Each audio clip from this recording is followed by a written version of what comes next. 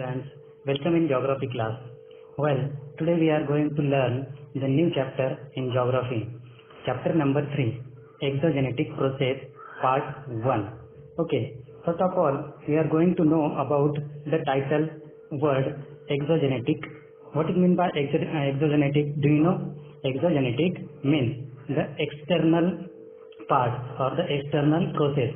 Now, that means in this part or in this chapter we are going to learn about the external process of the earth. Okay, then now listen carefully. Many landforms are formed due to the internal movement. Many processes occurring on the earth's surface also lead to the formation or degradation of landform continuously. Then what happened here? Many landforms are formed due to the internal movement. That means in the previous part we had learned about the internal movement, and because of the internal movement we had learned some landform there. तो हमने पिछले कुछ lesson में वहाँ पे देखा था कि अर्थ के इंटरनल मूवमेंट की वजह से कुछ लैंड फॉर्म्स होते हैं, लैंड के पार्ट वहाँ पे बनते हैं, है ना. तो many processes occurring on the earth surface also lead to the formation and degradation of the landform continuously. तो ऐसे बहुत से सारे अर्थ के सरफेस पे ऐसे प्रोसेसेस होते रहते हैं जिसकी वजह से कभी लैंडफॉर्म भी होते हैं और कभी लैंड का डिग्रेडेशन भी होता है. मतलब लैंड जो है उसका कुछ पार्ट जो है वो कम भी होता हुआ वहाँ पे दिखाई देता है. In this lesson, we will be studying the exogenetic, that means external process and the landforms formed by them.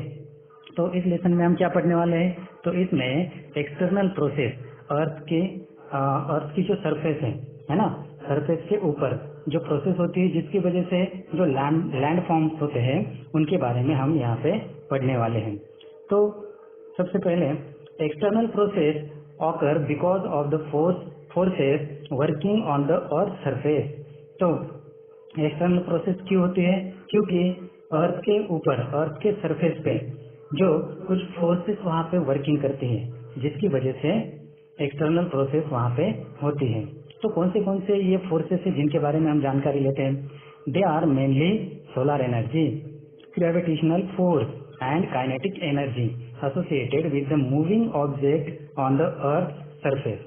तो ये कौन से फोर्सेस है जिसमें सबसे पहले वहाँ पे बताया गया है कि सोलर एनर्जी, उसके बाद ग्रेविटेशनल फोर्स, काइनेटिक एनर्जी और associated with the moving object.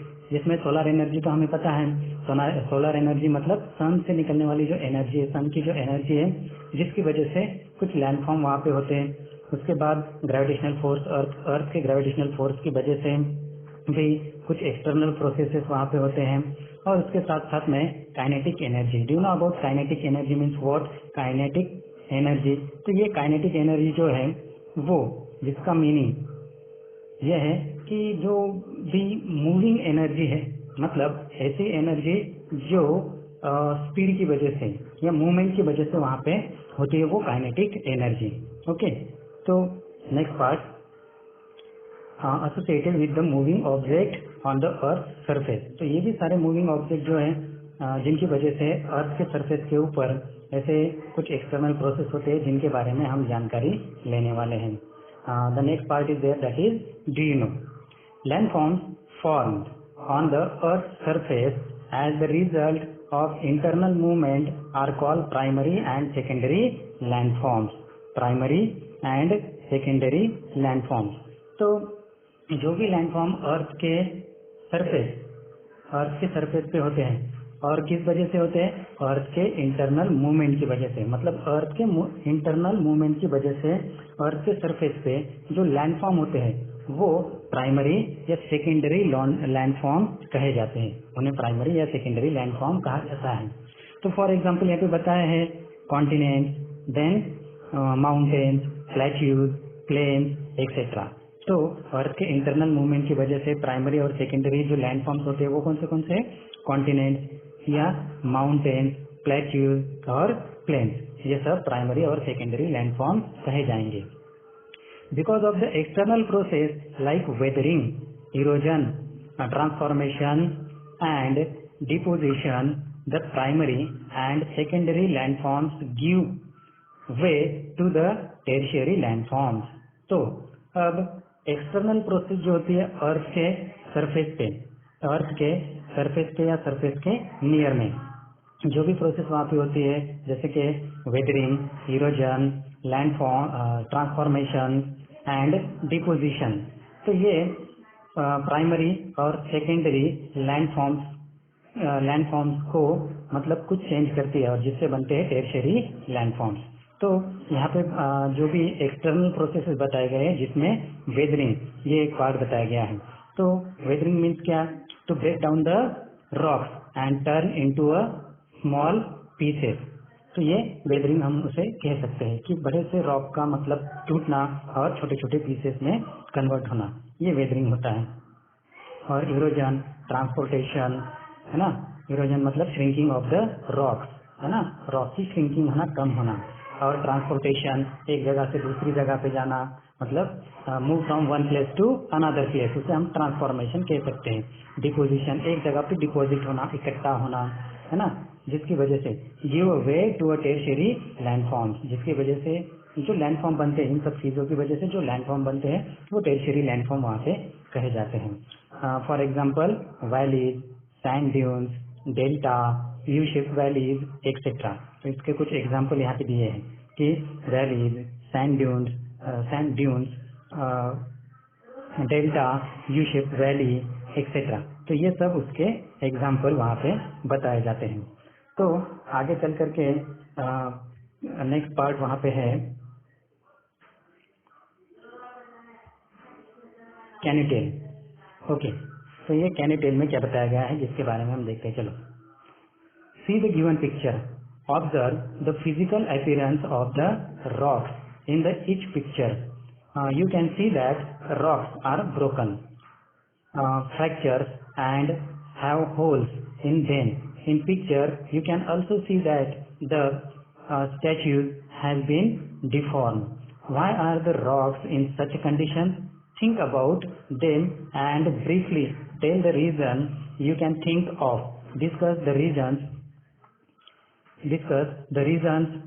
Check with the teachers if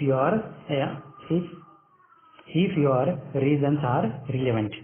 तो यहाँ पे कुछ पिक्चर बताए गए हैं, है ना, साइड में यहाँ पे पिक्चर बताए गए, देखो, जैसे कि पिक्चर 3.1 बी, 3.1 सी, नीचे 3.1 ए, और आगे ऐसे कुछ पिक्चर बताए गए जिनका ऑब्जर्वेशन करना है। और उस ऑब्जर्वेशन में जो भी रॉक्स वहाँ पे बताए गए हैं वो रॉक्स वहाँ पे टूटे हैं, उनमें कुछ फ्रैक्चर्स गए हैं, कुछ होल्स गए हैं, है ना। तो ये सब पिक्चर्स ऐसे क्यों हैं? ये रॉक्स में इस तरह से फ्रैक्चर्स, क्रैक या होल्स या उनकी वेदरिंग क्यों हुई है, तो जिसके बारे में हमें डिस्कस करना है। और आपका आंसर अगर रिलेवेंट है तो टीचर से उसे कंफर्म भी हमें करना है। तो सबसे पहले ये जो पिक्चर्स हैं, तो इन पिक्चर्स के बारे में हम यहाँ पे जानकारी लेते हैं। Then now see carefully, the first picture is there, figure 3.1, figure 3.1a। Figure 3.1a यहाँ पे बताया गया एक पिक्चर आपको दिख रहा है ना, जो कर्व शेप में एक हील आपको दिख रही है वहाँ पे, है ना। तो नीचे बताया है, देखो, exfoliation of dome shape hill, mechanical weathering, ऐसा नीचे बताया गया है। तो सबसे पहले मैं आपको बता दूं कि एक्सफोलिएशन का मतलब क्या है। Exfoliation means piling like process, है ना। पीलिंग हम कैसे कह सकते हैं कि जिस तरह से किसी चीज को कोई चीज जैसे छिल जाती है ना, जिस तरह से मतलब हम कह सकते हैं कि ओनियन है ना, ओनियन को अगर हम कट करते हैं तो उसके लेयर्स हमें अंदर दिखाई देते हैं, तो एक एक लेयर हम निकालते हैं, मतलब पीलिंग करना। Exfoliation of dome shape hill, dome shape hill मतलब curve shape, curve like shape is there no. तो यहाँ पे कर्व लाइक शेप वाली एक हिल वहाँ पे देख रही है, उसका एक्सफोलिएशन हमें दिख रहा है, मतलब पीलिंग वहाँ पे दिख रही है। तो ये मैकेनिकल वेदरिंग वहाँ पे उसे हम कह सकते हैं। The next figure is there, that is 3.1b। वो है ब्लॉक डिस्टिंग्रेशन। डिसइंटीग्रेशन। तो ब्लॉक डिसइंटीग्रेशन, मैकेनिकल वेदरिंग, ये चीज़ वहाँ पे बताई गई है। तो इसमें हम देख पा रहे हैं कि ये जो रॉक्स हैं, है ना, तो इसके कुछ टुकड़े, ब्लॉक्स लाइक टुकड़े वहाँ पे हो रहे हैं। डिसइंटीग्रेशन मीन्स अलग अलग होना, है ना, to make into a part में वो अलग अलग वहाँ पे हो रहे हैं, ब्लॉक जैसे शेप वहाँ पे दिख रहे हैं, वो भी मैकेनिकल वेदरिंग से है। और नेक्स्ट जो हमें यहाँ पे फिगर दिख रही है, फिगर 3.1, वो फिगर क्या है? तो वो है शटरिंग और मैकेनिकल वेदरिंग। ये भी मैकेनिकल ही वेदरिंग है ना, ये भी मैकेनिकल वेदरिंग है और शटरिंग है। Shuttering means cut into a part, तो पार्ट में ये कट हो रही है, शटर हो रही है, टुकड़े हो रहे हैं। और नेक्स्ट वहाँ पे हमें और भी कुछ फिगर्स वहाँ पे दिखाई दे रही है। फिगर 3.1, ये है फिगर 3.1 डी। तो उसमें ऑक्सीडेशन बताया गया है, ऑक्सीडेशन केमिकल वेदरिंग। तो ये ऑक्सीडेशन क्या है कि ऑक्सीजन का अदर किसी केमिकल के साथ वहाँ पे अगर कोई रिएक्शन होता है और जिसकी वजह से कोई चेंजेस वहाँ पे दिखाई देते हैं, तो जिसे हम ऑक्सीडेशन वहाँ पे कहते हैं। और ये है केमिकल वेदरिंग। तो ये वर्ड में ही कुछ केमिकल्स वहाँ पे होंगे, ऐसा हमें कुछ समझ में आता है, जिसके बारे में नेक्स्ट हम कुछ पढ़ने वाले हैं, आगे समझने वाले हैं। और नेक्स्ट वहाँ पे हमें जो फिगर दिखाई दे रही है वो फिगर 3.1 ई, जिसमें बायोलॉजिकल वेदरिंग हमें दिखाई दे रही है। तो ये बायोलॉजिकल वेदरिंग क्या है?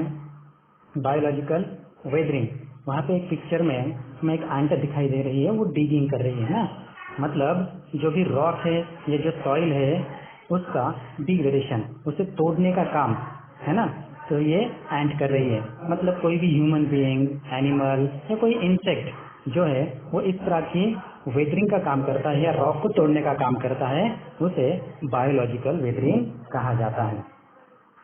तो आगे और भी कुछ फिगर्स वहाँ पे दिखाई दे रही है, जिनके बारे में हम जानकारी लेंगे।